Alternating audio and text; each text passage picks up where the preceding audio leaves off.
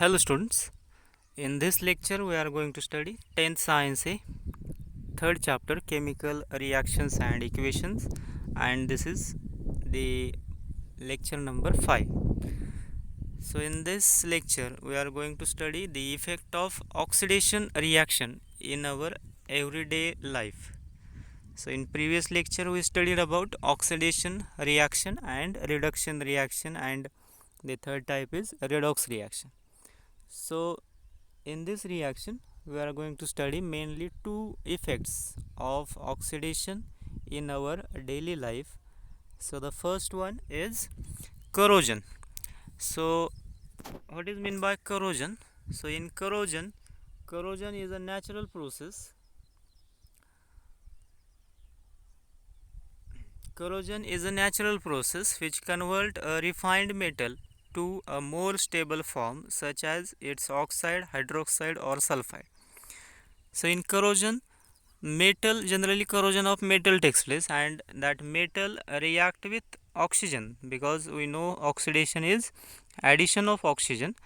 So when metal react with oxygen, then it is converted into its oxide, hydroxide or sulfide. That is metal converted into metal oxide or metal hydroxide or metal sulfide. So this process is generally called as corrosion. Now the simple example of corrosion is the corrosion of iron metal. Now we are familiar with this example, corrosion of iron metal. So generally it is called as a rusting process. So we see, if iron metal undergoes corrosion, it acquires a brown color on its surface, and that brown color is called as the rust, and that rust is nothing but the oxide of that metal, that is iron metal. So iron metal react with oxygen, converted into or undergo oxidation reaction and converted into the rust. This is the common example of corrosion process, or this is corrosion process in which metal undergo oxidations and converted into oxides, hydroxides or sulfides.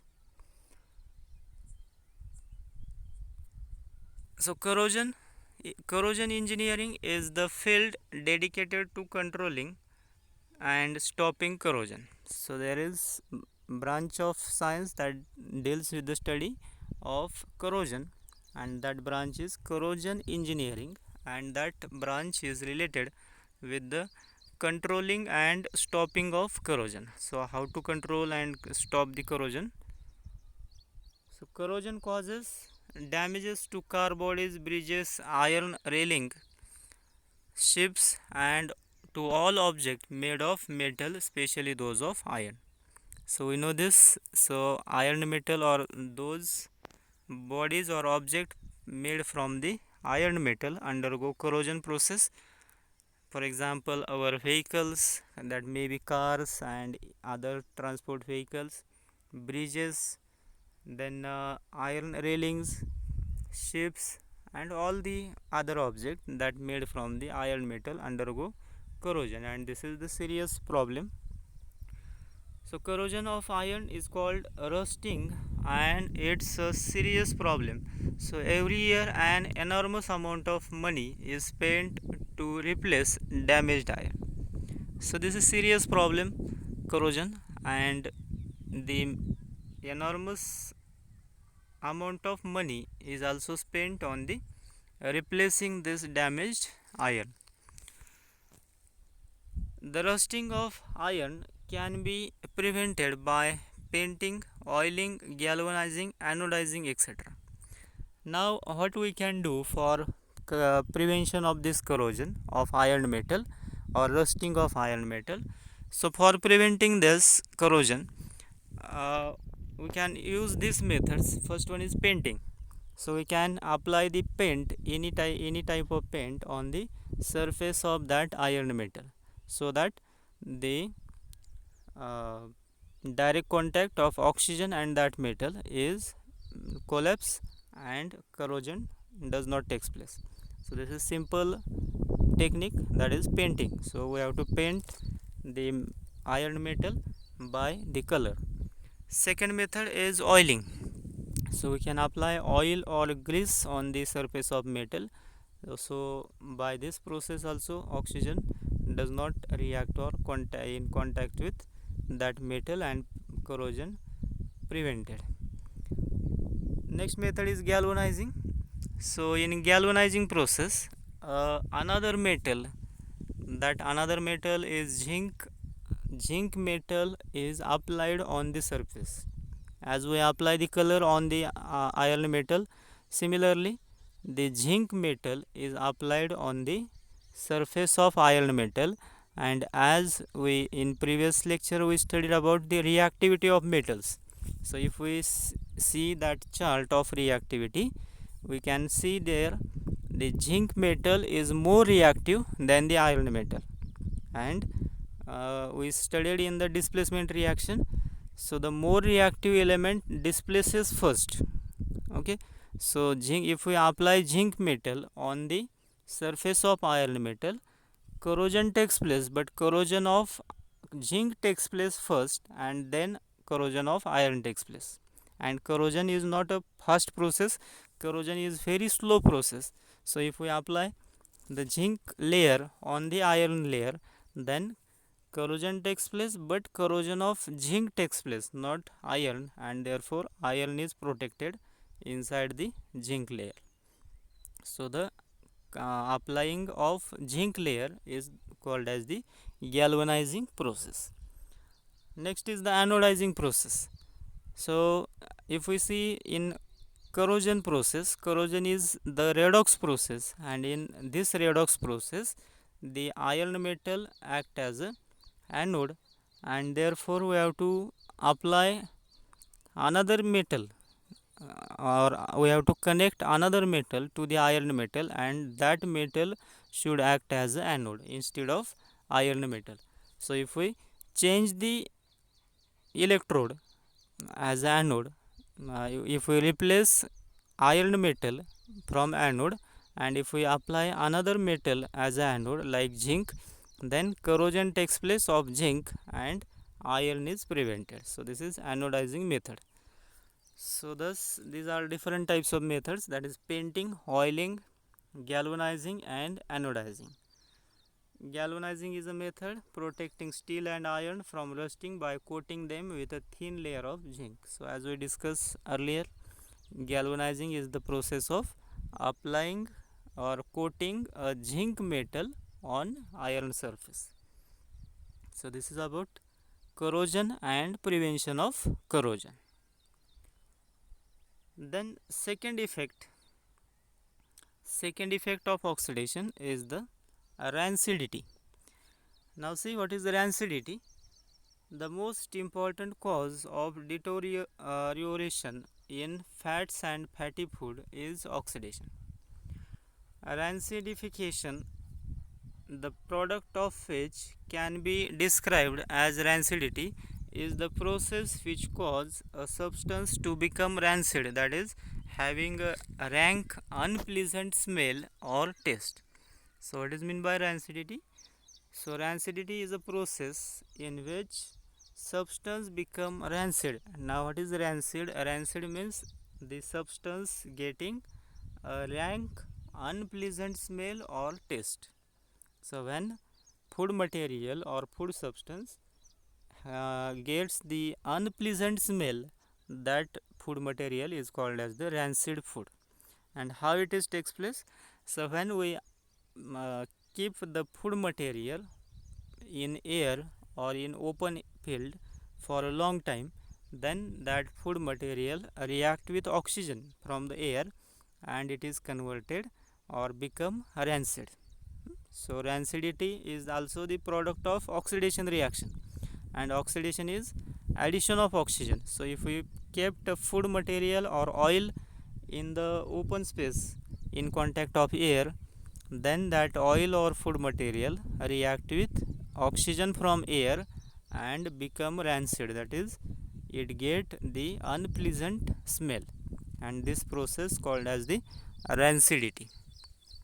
Okay, so in picture we can see there some bread pieces are shown, and that bread pieces become gray colored due to the rancidity.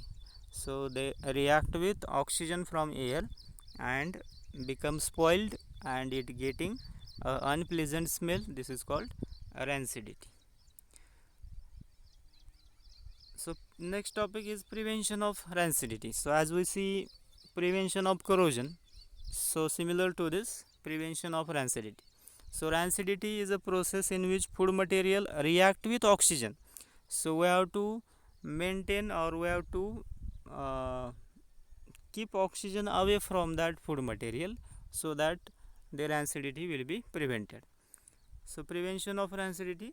So storage in colored glass containers prevent oxidation of fats by rays of light. So if we store the food material or oil in a colored glass, then rancidity is prevented because rancidity takes place with oxygen in presence of light, and if we keep the food material away from the light, then also rancidity is prevented. Second method for prevention is vacuum packaging retards rancidity by excluding oxygen. Now we know the vacuum process. So in vacuum packing, the total oxygen or air is removed from that material and it is completely packed or airtight packing is there. So if we remove all the oxygen there, so that process called as the vacuum packaging, and this also prevent the rancidity. Third method is naturally occurring antioxidant like vitamin C, beta carotene and vitamin E protect against rancidity. So we have to add some antioxidant in the food material so that oxidation does not take place. That antioxidant examples of that antioxidants are vitamin C. So we know the vitamin C is present in the uh, lemon fruits. Lemon fruits or lemon juice, there is vitamin C. So that vitamin C we can add in the food material so that oxidation does not take place and thus rancidity also prevented. Beta carotene is another substance that we can add. Vitamin E is also the natural substance that we can add in the food material so that rancidity is prevented. Next one is the nitrogen also serves as a cushion to minimize breakage of chips during the transport. So as we see the antioxidant like vitamin C, beta carotene, vitamin E, so like that nitrogen gas is also important in this process for prevention of oxidation. So we can add nitrogen in the packets of chips mainly, and that nitrogen act as a cushion and minimize the breakage of chips in the during the transportation process. So here these are some important methods for prevention of rancidity. So two important questions we discussed today: the prevention of corrosion and prevention of rancidity. Okay, so here then this is last slide for you. Some important equations or important formulas of substances: calcium carbonate formula CaCO3, carbon dioxide we know that CO2, copper sulfate CuSO4, we seen that copper sulfate in the displacement reaction, copper sulfate plus zinc gives zinc sulfate plus copper. Glucose, glucose is the form of sugar and glucose has formula C6H12O6, and where we studied this glucose in the respiration process. Okay, in respiration process glucose undergoes combustion reaction and products are formed CO2 and water and plus energy, and this respiration process is exothermic process. Okay, hydrochloric acid HCl, sodium bicarbonate, NaHCO3 is also called as the baking soda. Sodium chloride, table salt, NaCl. Sodium hydroxide, this is called as the caustic soda. Formula is NaOH, and the simple formula for water we know as H2O.